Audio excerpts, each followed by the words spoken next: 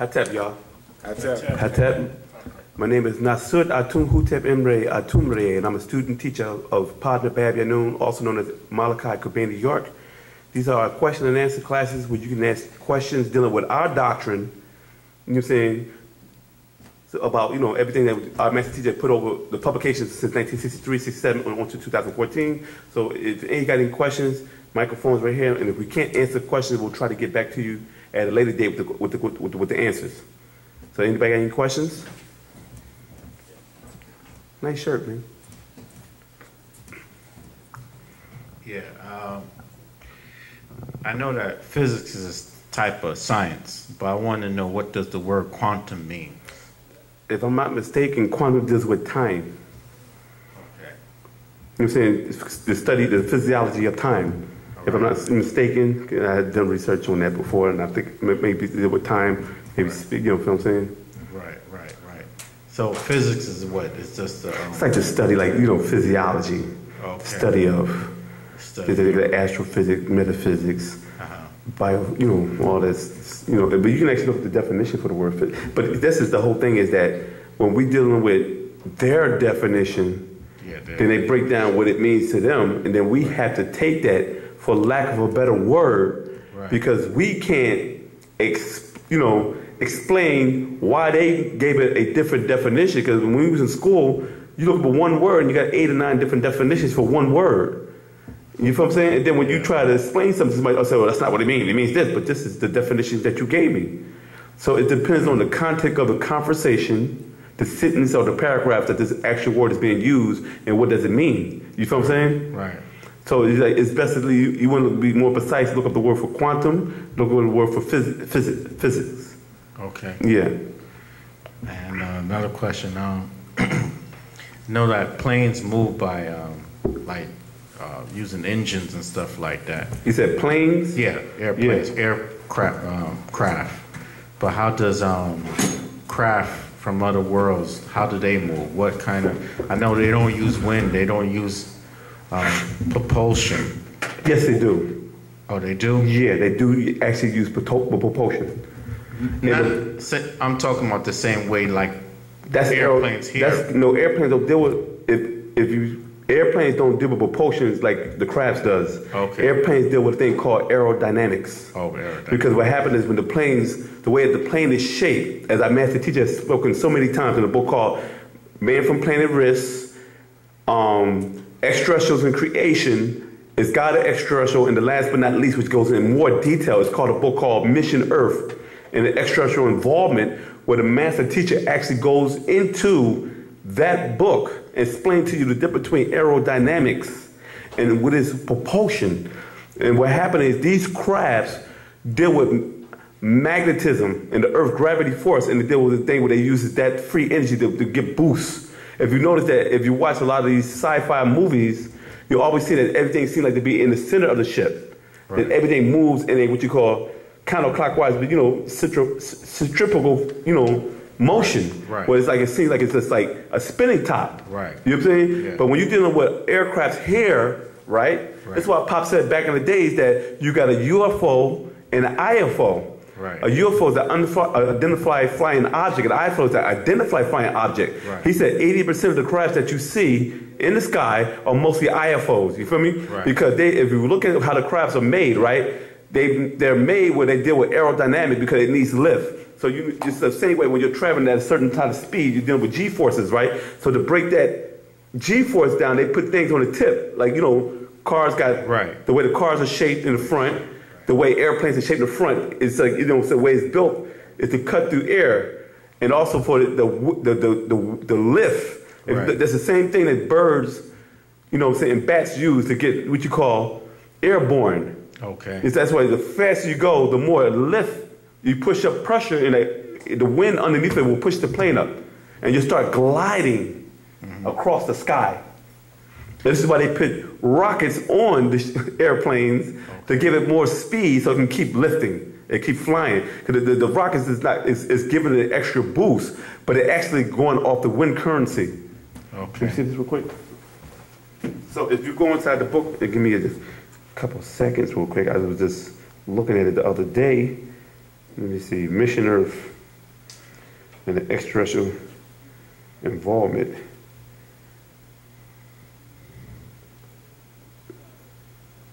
So that in the book, it goes. The master teacher goes into real detail about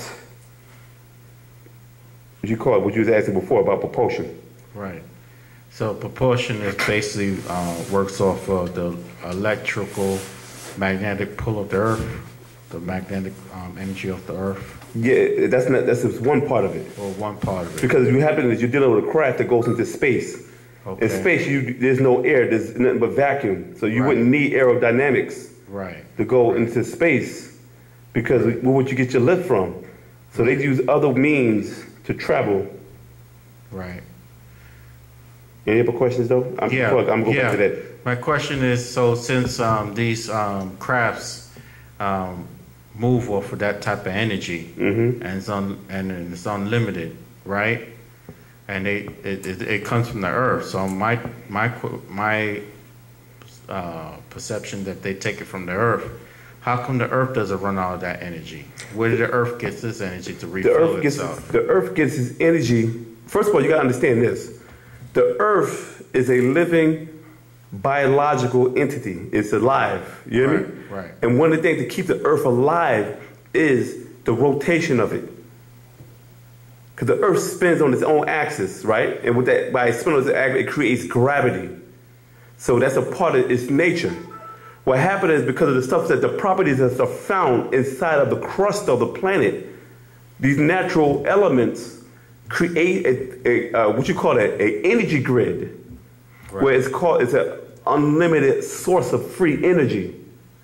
And what happened is, our ancient Salafu, or ancestors, as our master teacher Pop Naban broke down to us, is that these beings, it's in a book called Science of the Pyramids. That our master teacher wrote back, authored back in the days, right? And in this book, he breaks down how our ancient ancestors would build pyramids on certain portions or parts of the planet Earth, where it tapped into certain energy grids, and tap into this free energy. This is why you always see identify flying objects in places like Mexico near the pyramids, or in Egypt, or different areas where you find these ancient structures or temples, because they will build these structures on top of these grid lines. You feel me? Okay. So in ancient times, before the Earth was knocked off its axis, they was able to channel all this stuff into what you call a power plant or power station. A lot of people were under the perception by these so-called European Egyptologists that the pyramids were places that the pharaohs were being buried, which is not true. You see? Because they had a place they found called the Valley of the Kings and the Queens, where they found the actual tombs of many pharaohs and many what you call Ura and Urats, or Pera or Pera-Atat. You know what I'm saying? Right. So what happened is, they lied and told us that, they were being buried in the pyramids, and that's not true. You know what I'm saying? Right. So the whole thing is that once it was knocked off its axis, these grid lines will be right here, and you have pyramids built on these grid lines. Right. You hear me? But when it goes off its axis, these pyramids are still here in the same location. But they'd be dormant. But the grid lines are somewhere else. Okay. They've been moved. Okay. So every time the grid lines will shift, they will build structures on top of it. They will just get up and go and just move to another location and build pyramids on top of there. Okay. Did that answer your question? Yeah, so another question. But I'm going to get back to the, when I come back again, I'm going to come back on the propulsion. I want to read that to you, give you some more information. Oh, here you go. Matter of fact, I just found it. Go ahead. So there must be, I know the planet Earth is not the only gas station or power station in the universe. There must be other planets out there that have pyramids on it where these ships go and charge up or whatever. You know, why is the planet Earth so special to have, it's like, my question, I shouldn't have asked that question, but my question is, are there other places in the galaxy that, have power grids? And yeah, there are. They has, at one time they had them on Mars. Okay. You gotta understand that, as our master teacher said in the Black Book, he said that ancient Egypt is actually the pyramids on Earth are actually a replica of the structures that came off of Risk. Okay. You know what I'm saying? So Yeah. yeah, there's different places, different planets have different ways, their sources of energy. But the reason why they're fighting over this one because it's abundance. As our master teacher said, we have abundance of energy here. You understand what I'm saying? Right. But why this part of the universe is so much abundance? What's so special about this part of the universe? Because it's like this. I'm gonna give you an example. I'm gonna give you an example. If you're in the Nevada desert, right? Right. And you're traveling from one, you say, okay, we got to fill up. Right. We're at a gas station. Yeah, gas station. And it's going to be about 200 miles for the next gas station. You hear me? Right. So how important is that next gas station to you when you're almost on a quarter of a tank? Extremely important. This is what happens when beings travel from one side of the universe to the other side of the universe. They got to charge up. Okay.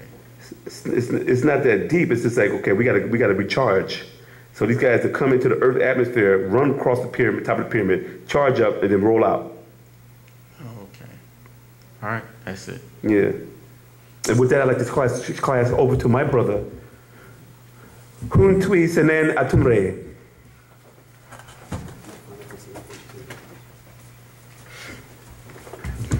Hatep.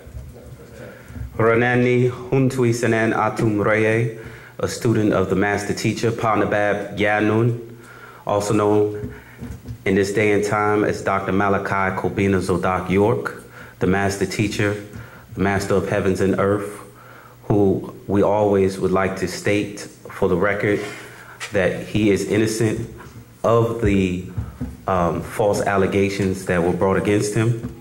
And we as students of the master teacher are here to spread the doctrine of Wu-nuwaup, which is given to us by the master teacher for the liberation of the Nagaru race on this planet. So if you have any questions, go ahead.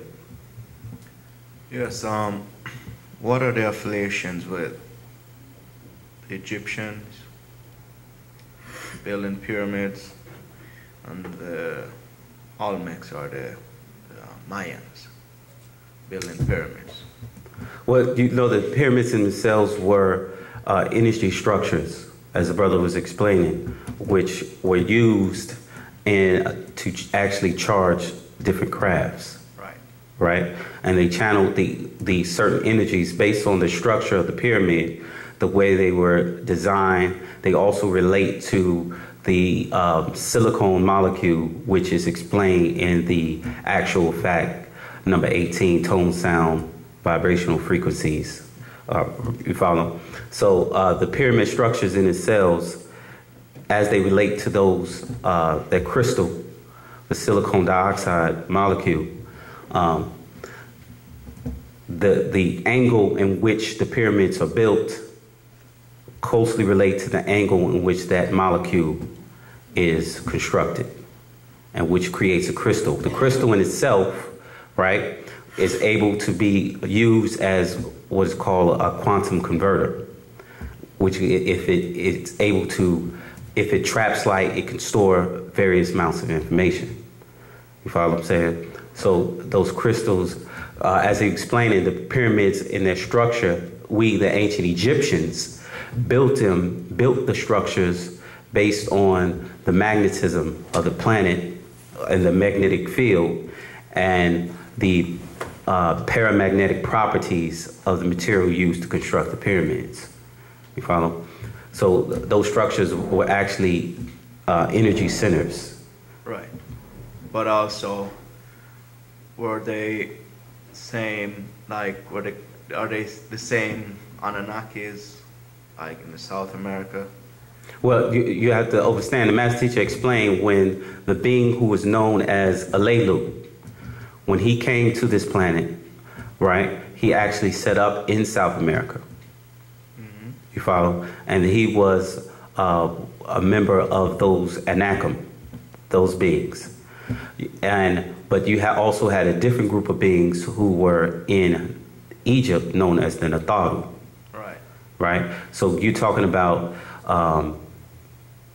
intergalactic beings who were building these structures, and you also had what the Master Teacher explained, interdimensional beings who were able to travel through different dimensions. So these beings of the Anakim, or Alelu, who was also known as the grandfather of Enki, you follow, who was also one of those Anakim, also one of the Anunnaki, who were responsible for the procreation and the construction and building, or the grafting of the Caucasian, known as the Adamite. You follow what I'm saying? So it's like, what I'm trying to figure out here, are they from like the same, like from Nibiru, same planet, you know, the one in South America, they're coming off the same lineage? There's the one in Meldeck, you know, where they're from, like. Well, you had different, see, you have to understand that there are different beings that came to this planet. Right. For different time periods, different reasons. You follow? There are vast number of what religion refers to as angelic beings, which are nothing more than extraterrestrial beings who came for the planet for various things. What the Master Teacher explained is that they came to the planet some for breeding. They came to the planet, some for the natural resources. You follow? Some came to the planet to vacation. Some came to the planet to hunt. And some came to the planet to harvest. Gold. No, not gold, but human beings. You follow? These were beings who came here and used human beings as a food source, as an alternative food source, right? And this is really what your Bible is explaining when it says things like, "The Lord is my shepherd, I shall not want." The question that people don't really ask is, what does a shepherd do with his flock? Think about it. He kills the sheep and eat them. What is the purpose of a shepherd having a flock? To eat and raise them for food. Is it for consumption? Yeah. You follow? So the Master Teacher pointed out various verses in the Bible which very much alludes to the fact that the beings who were responsible, who they call God, they call the Lord, they call Yahweh, they call Adonai, all these different titles were bloodthirsty, flesh-eating beings. Right? He gave the example, for instance, of Genesis chapter 4 with the story of Cain and Abel and the offering that was presented to the Lord. Right? It explains that Abel's offering was actually meat. So, according to the story, Abel killed an animal, presented it to God, and God was like, "I like that. Thank you very much. Your offering is accepted."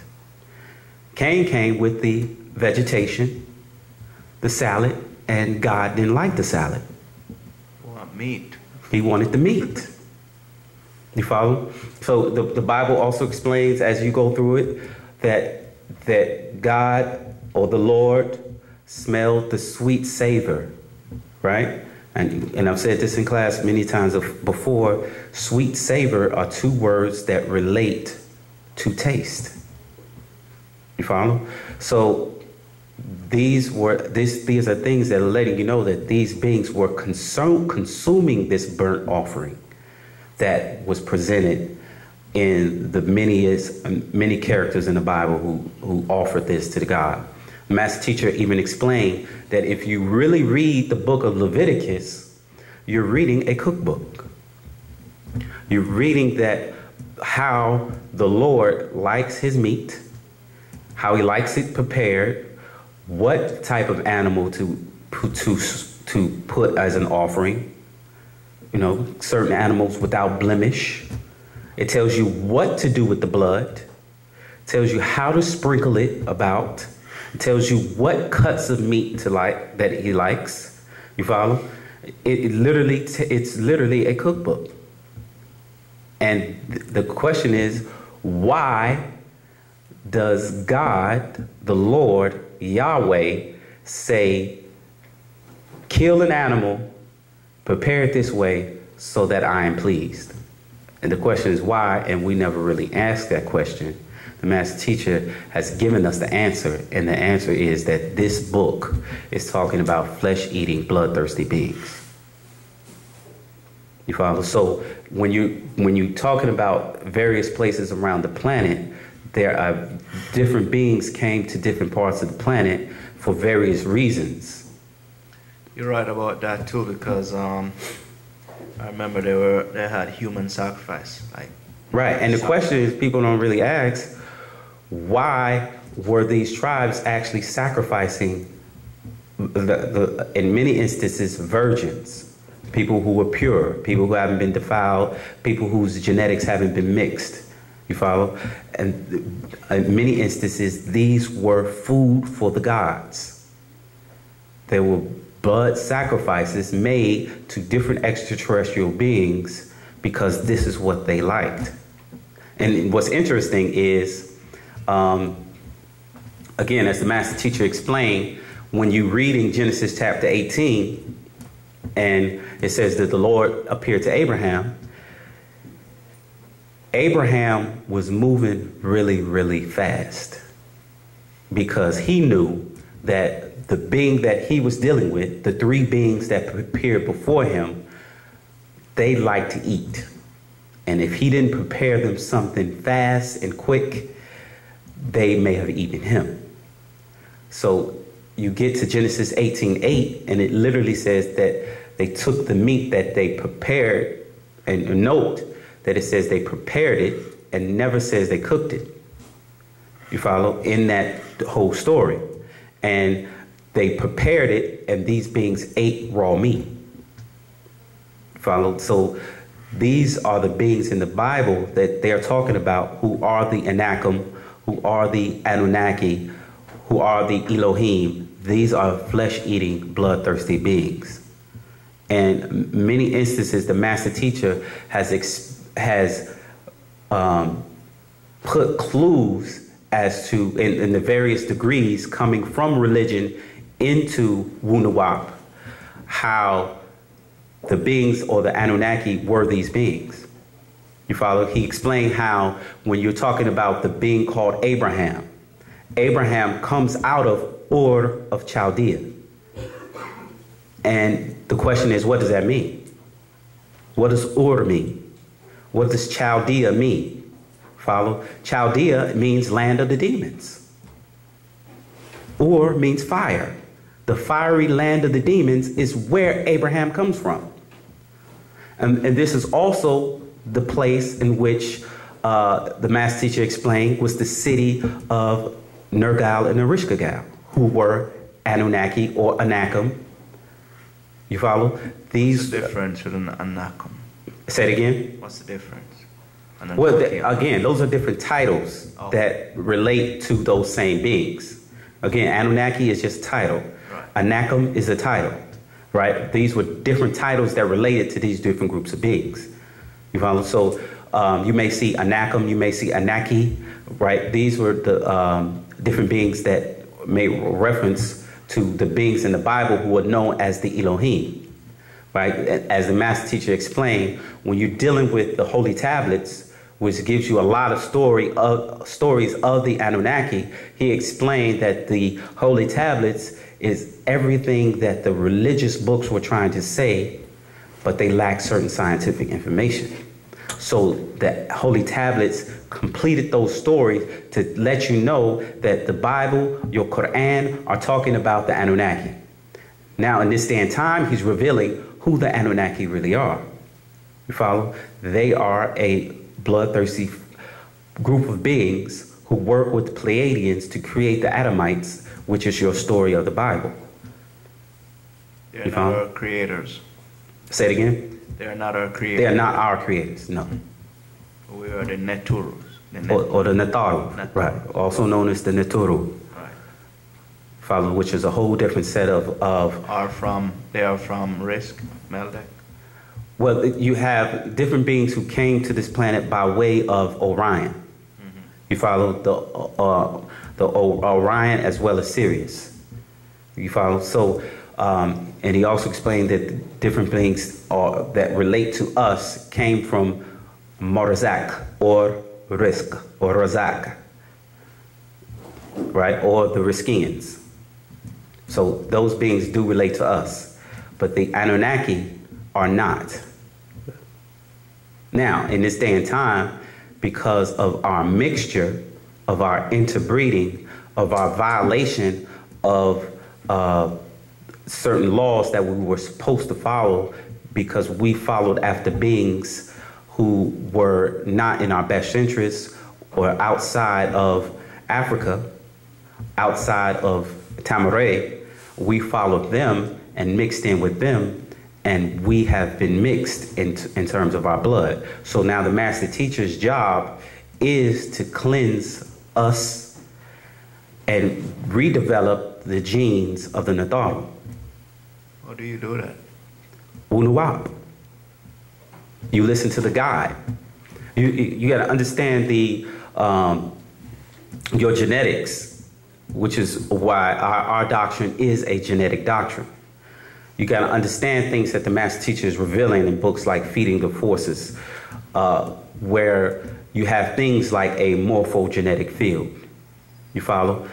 Which relates to who you are and what you have, what you look like, your genetic makeup. You have to do things that relate to things that the master teacher is explaining, like inclination. You follow? Because of the mixture of our genetics, we have different parts of us that are inclined to different races because of the mixture. Now, you can do things that would develop that, or you can do things that would suppress it. You follow? This society is designed to be in the image and after the likeness of the Caucasian. The world. Right. So if you do things of this world, you will be like them. The genes of the Caucasian will develop in you. The genes of the Natharu will be suppressed. So what the master teacher is prescribing is that you do live by Wu-nuwaup, live by Patarak. You follow? Eat certain things, don't eat certain things. He makes suggestions for you because ultimately it's your job to save yourself. You follow? When we refer to the master teacher as the savior, it's not that he is the one who's going to pick everybody up and carry them to the promised land. No, he is the one who has provided the means for salvation. And that means of salvation is living, studying, and practicing Wu-nuwaup. Yeah, I understand, but in this society we live in today, it's like everything is white, meaning Caucasian. Right. Like people who even say they're Afrocentric, everything they do is white. Exactly. In many instances, that's correct. The clothes we wear is a white man's clothes. We drive his car, we go home, we watch his TV. Right. We live in his house, we spend his money. But see, now you understand why they want to eliminate a Tamaray. Right. You follow? You understand why they want to eliminate or stop the teachings of Dr. York, Pt.1 Yanun. Because he said that this is an example of, Tamaray is an example of how we don't build ghettos. We build elaborate civilizations. You follow? And where we can live our culture, our way, without the intervention of the European and his society. You follow what I'm saying? So that was the purpose, and that's the point. And now we see certain things that the master teacher was doing, and it's something as simple as living in a community. You follow? Community style living, you are better able to regulate what comes in and what goes out if you're living together. But of course, if you live in an apartment complex and just on the other side of the sheetrock, you follow, is 6 ether, you follow, it's destined to influence you. As a being, you are a product of your environment. That's actual fact. You know, even if you don't partake of it, the fact that you see it, it's in the subconscious. Right. The fact that you hear it, it's in the subconscious. The fact that you smell it, it's in the subconscious. And that ultimately plays an effect on your decision making. Yeah, that's true. Like, I always say, you know, people want to say, oh, I'm black, I'm this, I'm that. Oh, F the white man, his system and everything. Mm-hmm. But at the same time, you go home, you drink his alcohol, you smoke his cigarettes. You know, right. You do everything his way. You use his cocaine, his crack. Right. Watch the TV show. You know? Right. Yeah. And have our sisters acting the same way. We're in his files, you know, here. Everything. And this is one reason why the master teacher said one of the most powerful verses in their Bible is, and God said, let us make man in our image and after our likeness. Right. Because they'll explain to you, right? The saying is, a picture is worth 1,000 words. Oh, God. And you watch a cinema, as the master teacher explained, which they call a motion picture, which is really the cinema. It is comprised of millions of pictures. A lot of subliminal messages too. Right. So the images that are supplanted into your subconscious is designed for you to live in the image and after the likeness of this beast man. You follow? Right. And we don't realize how much of an effect it has on us. So the question you asked is how, and again, the answer is Wu-nuwaup. So what you have to do as a Nuwaupian is take in Wu-nuwaup, practice it, as well as teach and spread it. You follow? So Wu-nuwaup is a culture which comprises a language, which comprises a dress, which comprises a diet, which comprises certain practice and rituals. You follow? Again, the master teacher is revealing certain things, and we as a people aren't able to get everything because of the position our master teacher is in, and that's why we fight for his freedom, because his freedom is our liberation. You follow? Because he has the answers to get us out of this mess that was created by the devil. Right. You follow?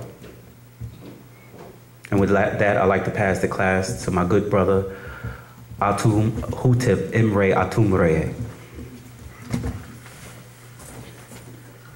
Before we answer that question, I just want to read something for the brother. It's gonna take quick. It ain't gonna take too much of your time. It's on page 92, but you can start from 91 and it goes on. But I just want to leave a little part of it that goes into the question. What is that? This is dealing with the propulsion. No, what book is it? It's Mission Earth, page 92. The question, the movement of the Earth axis is in relation with the sun is a method by which extraterrestrials steer the spacecrafts, and also is related to their propulsion system. The magnetic field of Earth is like a magnet, has its negative end. The negative end is north of the equator, and the positive end is south of the equator, just like a barred magnet. That magnesium is detectable by a compass called surplus magnesium. The surplus magnesium what extraterrestrials use to propel their craft. An artificial field is produced by stripping away the electrons from atoms, which is called monopolar. Then the excess nuclear pressure is amplified. This type of gravity is then combined with the weak nuclear force or gravity in a particular way. The artificial gravity of the ship is matched against that of the planet, causing both fields to cancel the other out, and the ship moves off the planet's surplus magnetism. It's like the same thing as that when you take two magnets, you turn the polarity, and it repels. It's the same, almost the same, similar science. So this is what it was taught about the propulsion, like how the Earth gravity, and how they tap into the energy of the Earth, electromagnetic grid grid system. Did I answer the question though? Yeah. All right. And it goes even more into detail. It actually explains to you how the crafts are built inside the book, how they work. It actually goes inside of like you going into an airplane, where the master teacher actually breaks down the different things on the craft, how they work and everything, fusion and everything. Yeah, go ahead, my brother. Oh, I appreciate your time, Hotep.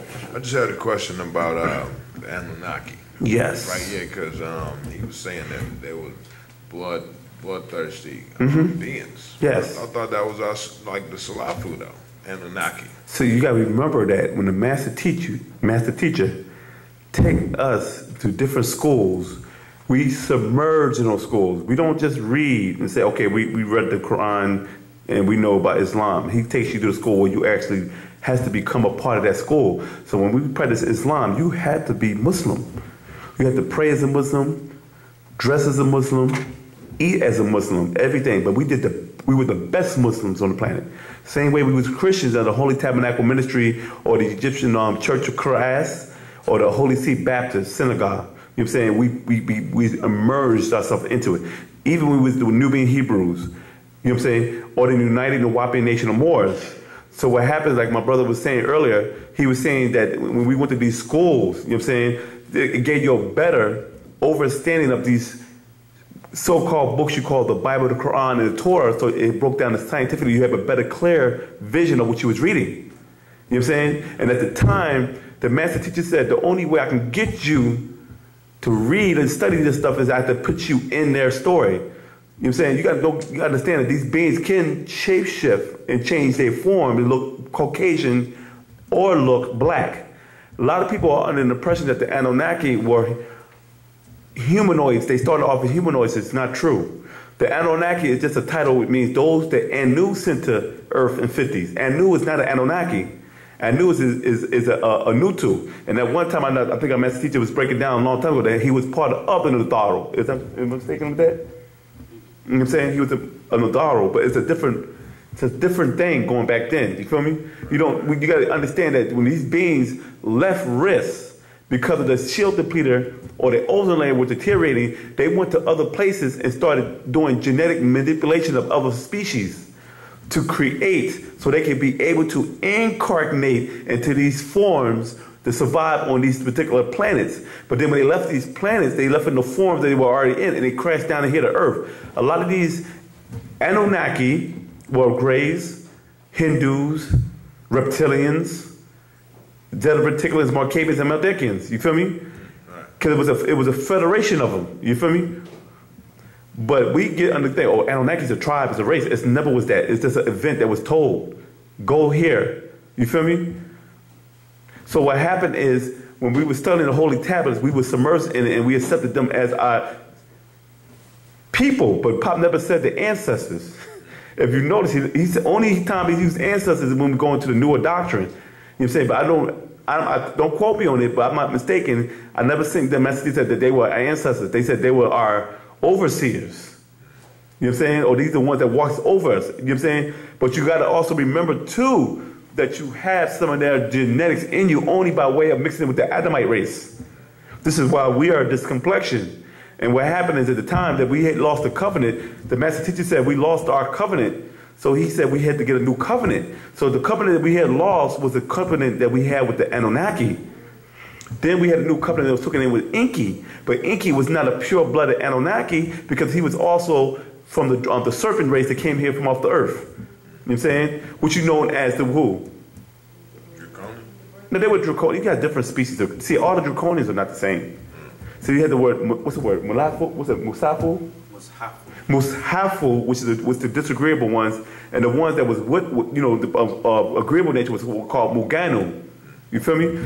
Enki was from the Mugano seed. That's why they said in the Holy Tablets, you read the Holy Tablets, right?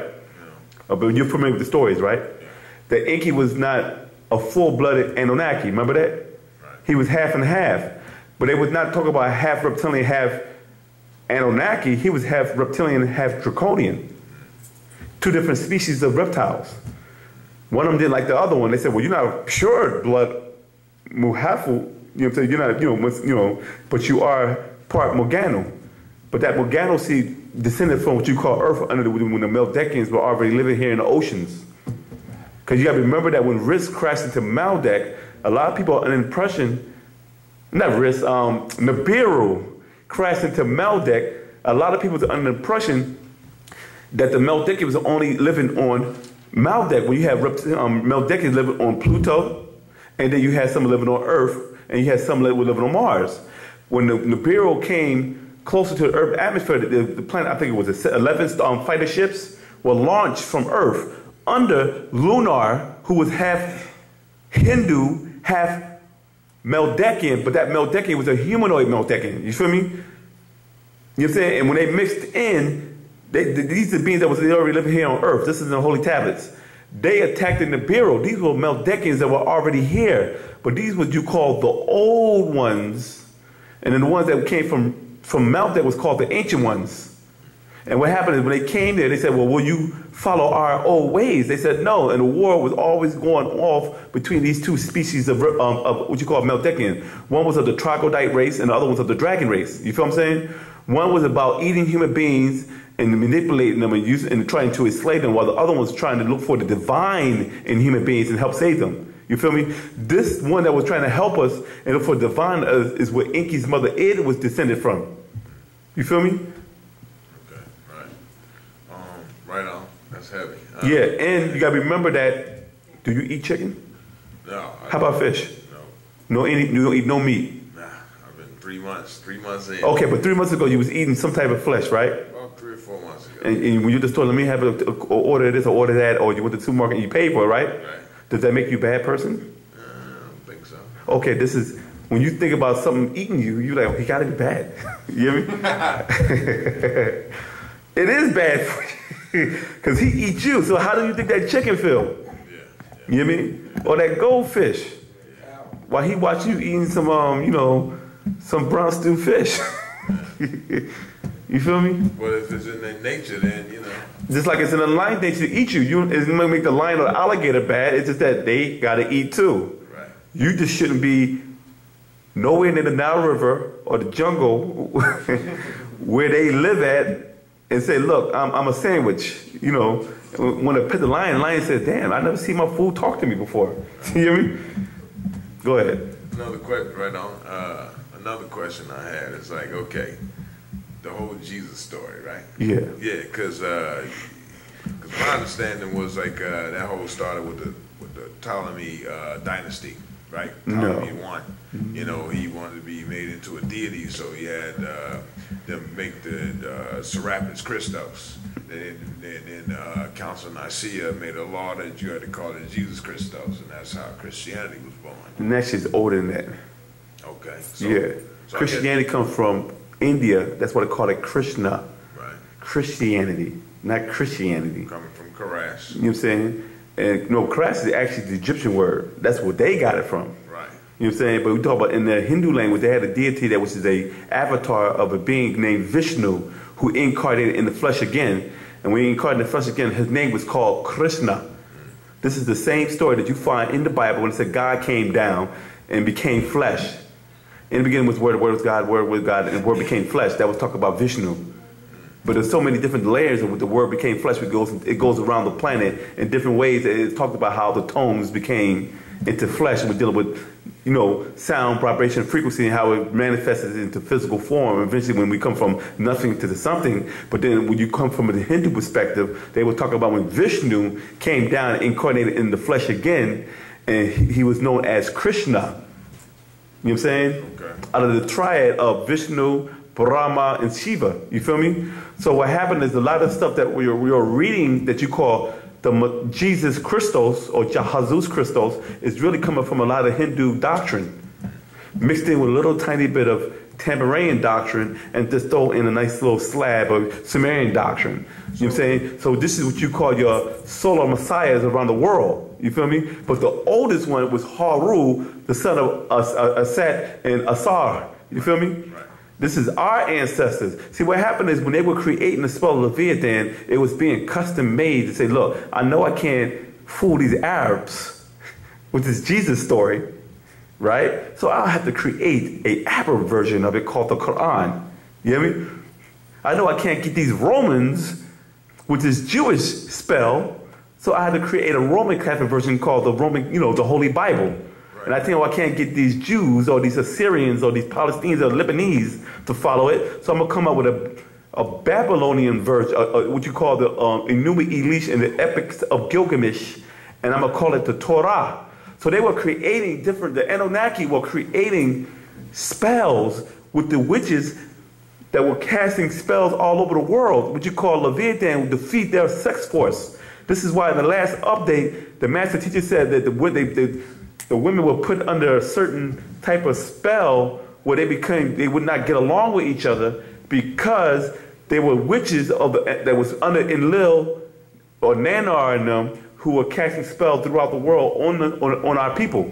You feel what I'm saying? So these spells happen to today. It happens in the music industry, the movie industry, the book industry, anything that educates you or entertains you, they got their foothold in it. You feel what I'm saying? Right.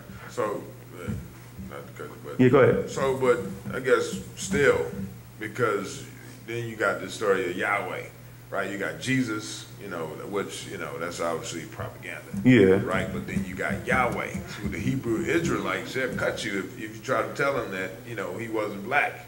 Yahweh being like God manifest on earth. So I guess my question is, those are reptilians. Yahweh was the Anunnaki. Yahweh was the Anunnaki. Yeah. Yahweh, we talking about yeah, that was Enlil. The one that the Hebrew Israelites. That was Enlil. If you read, like my brother was saying earlier about the blood gods, when you read the book of Leviticus on the blood offering, they said, the day you eat of see my face, you shall surely die.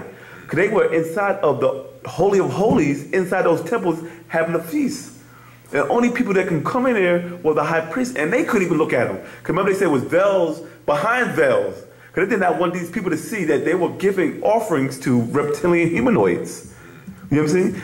So Yahweh. This is why they were saying, when you give up your offerings and your sacrifice, throw the rest of the blood on the congregation.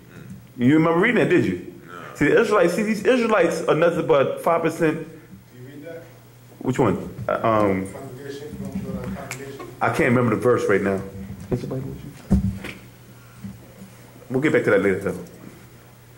You know what I'm saying? Yeah, but I'll give it to you. You put up on the website. You know what I'm saying? But Yahweh was Anunnaki. okay, the word Yahweh is not Hebrew. It's a Babylonian word, Yahweh, which means good and evil. Okay. And when you look at it, it was talking about the two brothers. See, this whole thing is about the two brothers. Okay. You know about the story of the two brothers, right? The two brothers is the most famous story in the world. Did you know that? Huh? No, it's so many layers of it. You had the first of it was Enlil and Enki, because Enki was the firstborn, but his mother was a draconian princess from another species of reptiles, you hear me? And because he was not pure-blooded, they said he would not have the right to become successor after Anu.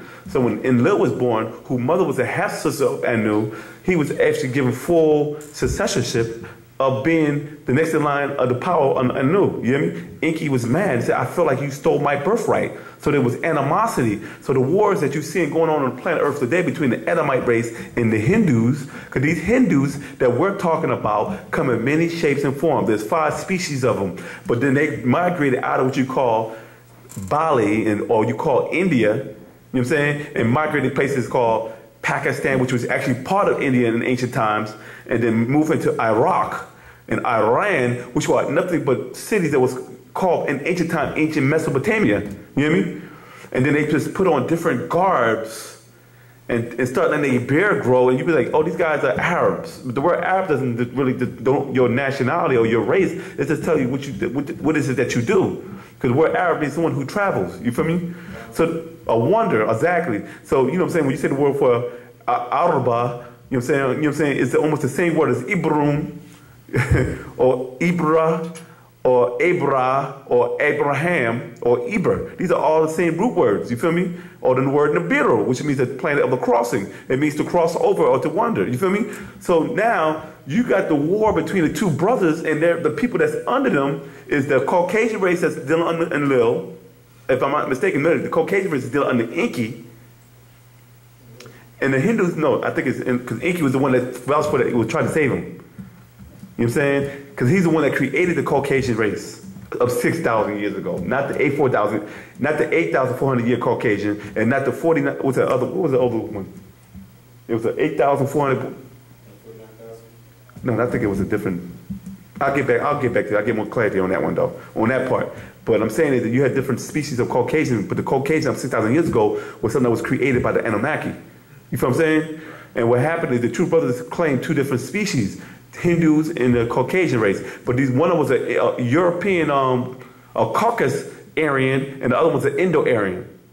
You feel what I'm saying? Because one of them was an albino of the other one. It came out of that. This is what he did with genetic splicing. You feel what I'm saying? But then later on, when they were creating the new spells to put you under, then you had the new Enki and Enlil story that you know as Cain and Abel. You know what I'm saying? Then you had the original story when it came out between the two brothers named Asar and Imsatak, or Set. And he killed his brother. Then you had a new version with Esau and Jacob. And Esau got mad because Jacob tricked him out of his birthright for a bowl of stew. And said, oh, this guy tricked me out of my birthright. Then you had another one where he was called Adonijah and who? Solomon. And they keep going on and on. Okay, well, yeah, appreciate that. All right, my brother. I'm going to try to get more information for the online classes to get more quotes on that too. And we'll post it up when we post it up online. Yes. All right. This is an online question from a brother named Greg Smith. He says, is the 25,000-year period that it takes the master to reincarnate due to natural nature not being on Nagaru's side during that was 6,000-year rule? He wants to know, would the master be able to incarnate during the devil's 6,000-year rule and still save Nagaru, or must he wait toward the end of the cycle each time he comes? He already answered his own question. Pop already, according to what he's saying, is, yeah, he already did that already, though. He incarnated in the moon cycle. Remember that Pop said that he was, the seventh seal was open in 1970. And he said that in the heaven stood still for an hour. That hour was equivalent to what, 60 years. The first 30 years was to teach us how to break the spell and come out of the spell of Kingu. You feel me? Yeah. But then once we come out of that, right, now he has, in the other 30 minutes, is that also to show you how to become God again. We are in the year 14 HA, which is the hereafter. You feel what I'm saying? What happened is people get caught up in spookism. You got to understand is that even though the masters go underground, doesn't mean they don't exist. True. It's just that they had to go underground because the teachings cannot be taught to the level that it was back then in the sun cycle as opposed to it was in the moon cycle. Because if you study Wu-nuwaupu, since 1963 to